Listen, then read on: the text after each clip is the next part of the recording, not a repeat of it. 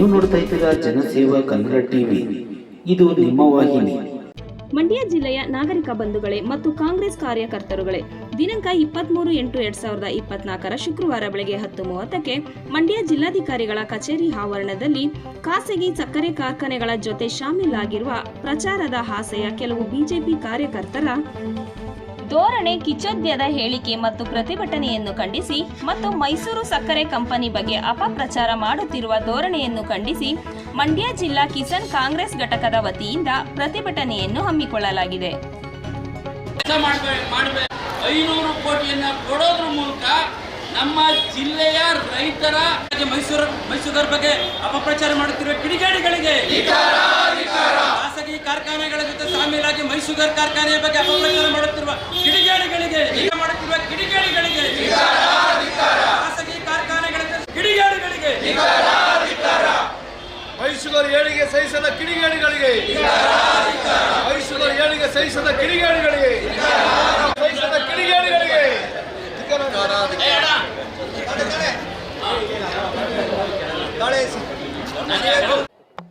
Asia ಖಂಡದಲ್ಲೇ ಒಂದು ಇತಿಹಾಸ ಇರುವಂಥ ಒಂದು ಕಾರ್ಖಾನೆ ಆಡಳಿತ ಲೋಪಗಳಿಂದ ಮುಚ್ಚಿದ್ದಂಥ ಸಂದರ್ಭದಲ್ಲಿ ಇವತ್ತು ಏನು BJP ಸರ್ಕಾರ ಕಾರ್ಖಾನೆ ಮುಚ್ಚುವುದಕ್ಕೆ ಕಾರಣ BJP ಸರ್ಕಾರದ ಅವಧಿ ಮತ್ತು JDS ಸರ್ಕಾರದ ಅವಧಿಯಲ್ಲಿ ಆಗಿದೆ. ಏನು ಕಾರ್ಖಾನೆ ಅಧ್ಯಕ್ಷರಾಗಿದ್ದಂಥ ನಾಗರಾಜಪ್ಪನವರು BJP ಪಕ್ಷದ ಮುಖಂಡರು ಸುಮಾರು 316 ಕೋಟಿಗೂ ಹೆಚ್ಚು ಅವ್ಯವಹಾರಕ್ಕೆ ಕಾರಣರಾದವರು.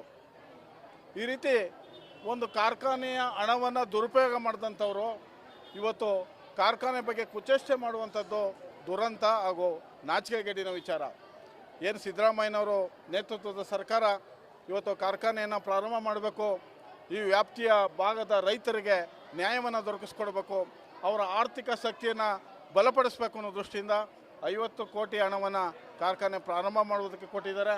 ಮತ್ತು ಹೊಸ ಮಿಲ್ಲನ್ನು ಪ್ರಾರಂಭ ಮಾಡುವಂಥ ದಿಕ್ಕಿನಲ್ಲಿ 500 ಕೋಟಿಯನ್ನು ಮಂಜೂರು ಮಾಡಿದ್ದಾರೆ. ಇದೊಂದು ಐತಿಹಾಸಿಕ ದಾಖಲೆ.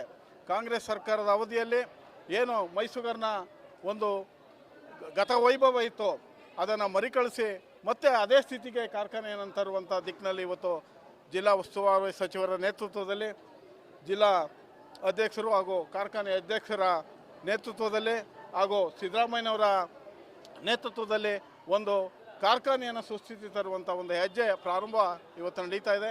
ಈ ದಿಕ್ಕಿನಲ್ಲಿ ಏನು ಹೊಸದಾಗಿ ಈ ಕಾರ್ಖಾನೆ ಪ್ರಾರಂಭ ಆಗಿದೆ, ಪ್ರಾರಂಭೋತ್ಸವದ ಅಂಗವಾಗಿ ಏನು ಅಲ್ಲಿ ಉತ್ಪತ್ತಿ ಆಯ್ತಾ ಇರುವಂಥ ಸಕ್ಕರೆಯನ್ನು ಸಾರ್ವಜನಿಕರಿಗೆ ಹಂಚುವುದರ ಮೂಲಕ ಒಂದು ಸಂಭ್ರಮಾಚರಣೆಯನ್ನು ಮಾಡುವುದರ ಮೂಲಕ ಇವತ್ತು ನಾವೆಲ್ಲ ಇಲ್ಲಿ ನಮ್ಮ ಮಿತ್ರರು, ಕಾಂಗ್ರೆಸ್ ಪಕ್ಷದ ಕಾರ್ಯಕರ್ತರು ಮತ್ತು ರೈತರು ಇಲ್ಲಿ ಸೇರಿದ್ದೀವಿ. ಮುಂದಿನ ದಿನಗಳಲ್ಲಿ ಇಂದಿನ ಗತವೈಭವವನ್ನು ಪ್ರಾರಂಭ ಮಾಡುವಂಥ ದಿಕ್ಕಿನಲ್ಲಿ ಕಾರ್ಖಾನೆ ಹೆಜ್ಜೆ ಇಡ್ತದೆ ಎಂದು ಮಾತನ್ನ ಈ ಸಂದರ್ಭದಲ್ಲಿ ಹೇಳಕ್ಕೆ ನಾನು ಇಚ್ಛೆ ಪಡ್ತೇನೆ. ಈ BJPಯ ಕಿಡಿಗೇಡಿಗಳ ಒಂದು ಬಣ್ಣವನ್ನು ಬಯಲು ಮಾಡಬೇಕು ಅಂತೇಳಿ ನಾವೆಲ್ಲ ನಮ್ಮ ಎಲ್ಲ ಸ್ನೇಹಿತರು ಒಡಗೂಡಿ ಈ ದಿವಸ ನಾವು ಈ ಪ್ರತಿಭಟನಾ ಕಾರ್ಯಕ್ರಮವನ್ನು ಇಟ್ಕೊಂಡಿದ್ದೀವಿ.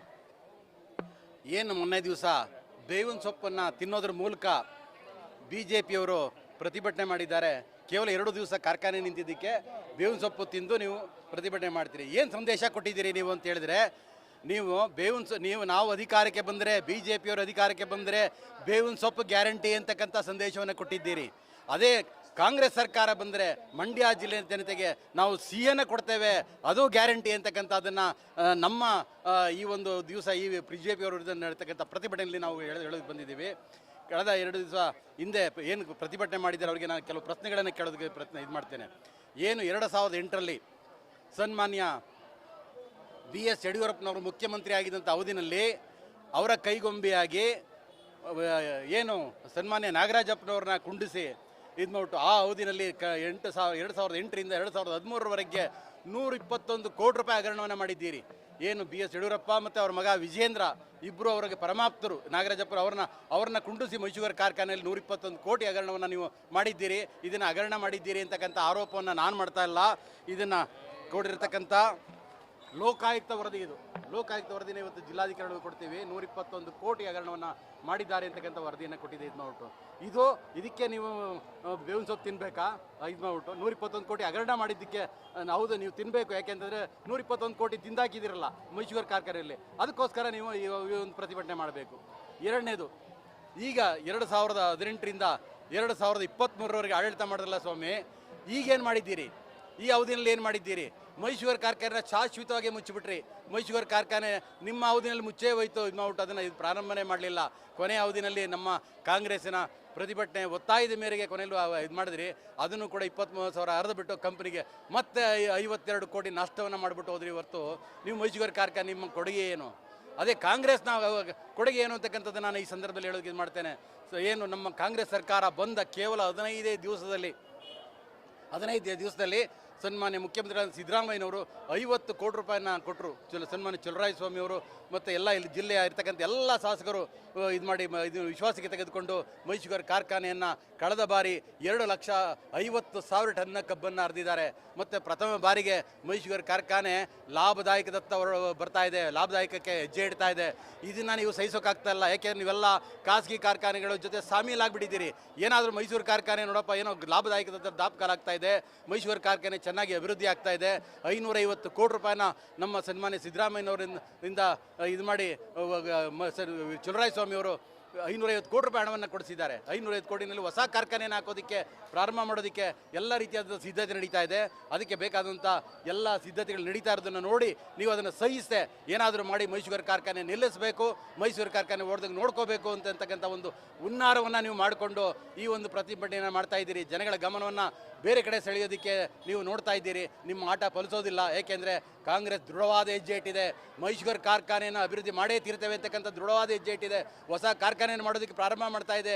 ಅದು ಮತ್ತು ಜೊತೆಗೆ ಈಗಲೂ ಕೂಡ ಎಲ್ಲ ಸಿದ್ಧತೆಯನ್ನು ಮಾಡಿಕೊಂಡಿದೆ. ಏನು ಕಬ್ಬನ್ನು ಒಪ್ಪಿಗೆ ಮಾಡಿಕೊಂಡಿದ್ದಾರೆ ಅಷ್ಟು ಕಬ್ಬನ್ನು ಅರ್ಧೇ ತೀರ್ತೇವೆ. ಅದರಲ್ಲೇನು ಯಾವುದೇ ರೀತಿಯಾದಂಥ ಇದಿಲ್ಲ. ಹಾಗಾಗಿ ನೀವು ಏನು ಪ್ರತಿಭಟನೆ ಮಾಡಿದ್ದೀರಿ ಇದನ್ನು ನಿಮ್ಮ ಬಣ್ಣ ಬಯಲಾಗಿದೆ. ನೀವು ನಿಮ್ಮ ಎಲ್ಲವನ್ನು ಇವತ್ತು ಇದನ್ನು ಕೊಡ್ತಾ ಇದ್ದೀವಿ. ನಿಮಗೇನಾದ್ರು ನೈತಿಕತೆ ಇದ್ದರೆ, BJPಯವ್ರ ನೈತಿಕತೆ ಇದ್ದರೆ 121 ಕೋಟಿ ರೂಪಾಯಿ ಏನು ತಿಂದಾಕಿದ್ದೀರಿ, ದಯಮಾಡಿ ಮೈಸೂರು ಕಾರ್ಖಾನೆಗೆ ಕೊಡಿ. ಅದನ್ನು ಮೈಸೂರು ಕಾರ್ಖಾನೆಗೆ ನೀವು ಬರೆಸಿ ಆ ನಷ್ಟವನ್ನು ವಸೂಲಿ ಮಾಡಿ ಅಂತಕ್ಕಂಥದ್ದನ್ನು ಬರೆದಿದ್ದಾರೆ ಲೋಕಾಯುಕ್ತರು. ಆರೋಪ ಆಗಿದೆ. ಅದರಿಂದ ಅವ್ರ ಹತ್ರ ನಷ್ಟವನ್ನು ವಸೂಲಿ ಮಾಡಿ ಅವ್ರ ಆಸ್ತಿ ಪಾಸ್ತಿಗಳನ್ನ ಜಪ್ತಿ ಮಾಡ್ಕೊಳ್ಳಿ ಅಂತಕ್ಕಂಥದ್ದನ್ನು ಮುಖ್ಯ ಕಾರ್ಯದರ್ಶಿಗಳು ಬರೆದಿದ್ದಾರೆ. ಈಗಾಗಲೇ ಮುಖ್ಯ ಕಾರ್ಯದರ್ಶಿಗಳು ಮೈಸೂರು ಕಾರ್ಖಾನೆ ಬರೆದಿದ್ದಾರೆ. ಮೈಸೂರು ಕಾರ್ಖಾನೆಯ ಅಧಿಕಾರಿಗಳು ಮೊನ್ನೆ ಜಿಲ್ಲಾಧಿಕಾರಿಗಳಿಗೆ ಇದು ಮಾಡಿ ಅವ್ರ ಆಸ್ತಿ ಪಾಸ್ತಿಗಳೆಲ್ಲವನ್ನು ಮಾಹಿತಿ ಕೊಡಿ ಅಂತಕ್ಕಂಥದ್ದನ್ನು ಇಷ್ಟೆಲ್ಲ ಮಾಡಿ ನೀವು ಬೇವಿನ ಸೊಪ್ಪು ತಿಂದು ಕಾಂಗ್ರೆಸ್ ಸರ್ಕಾರ ಅಣಕಿಸೋಕೆ ಬರ್ತಿರಲ್ರಿ. ನಿಮ್ಗೆ ಯಾವ ನೈತಿಕತೆ ಇಟ್ಕೊಂಡು ಅಣಕಿಸ್ತೀರಿ? ನಿಮ್ಗೆ ಯಾವ ಕಾರಣಕ್ಕೂ ನೈತಿಕತೆ ಇಲ್ಲ. ಮೈಸೂರು ಕಾರ್ಖಾನೆ ಬಗ್ಗೆ ನೈತಿಕತೆ ಇದ್ದರೆ ನೀವು ಕೂಡಲೇ 121 ಕೋಟಿ ರೂಪಾಯಿ ಹಗರಣವನ್ನು ಬಯಲಿಗೆಳೆದು ಇದು ಮಾಡಿರ್ತಕ್ಕಂಥದ್ದನ್ನು ನೀವು ಬರೆಸಿ, ಹಣವನ್ನು ಬರೆಸ್ಬಿಟ್ಟು ಆಮೇಲೆ ಬಂದು ಮಾತನಾಡಿ. ಸಬ್ಸ್ಕ್ರೈಬ್ ಬಟನ್ ಮೇಲೆ ಕ್ಲಿಕ್ ಮಾಡಿ ಹಾಗೂ ನಮ್ಮ ಹೊಸ ವಿಡಿಯೋ ನೋಟಿಫಿಕೇಷನ್ಗೋಸ್ಕರ ಪಕ್ಕದಲ್ಲಿ ಕಾಣುವ ಬೆಲ್ ಬಟನ್ ಮೇಲೆ ಕ್ಲಿಕ್ ಮಾಡಿ ಹಾಗೂ ಲೈಕ್ ಮಾಡಿ, ಶೇರ್ ಮಾಡಿ, ಕಮೆಂಟ್ ಮಾಡಿ.